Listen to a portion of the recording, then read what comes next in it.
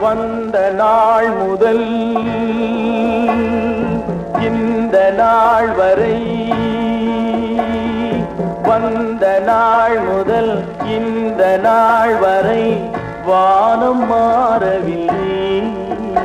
வான்மதியும் மீனும் கடல் காற்றும் மலரும் மண்ணும் கொடியும் சோலையும் நதியும் மாறவில்லை.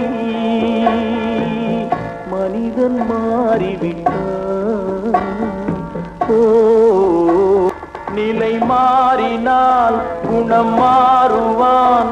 பொய் நீதியும் நேர்மையும் பேசுவான். தினம் ஜாதியும் வேதமும் கூறுவான். அது வேதன்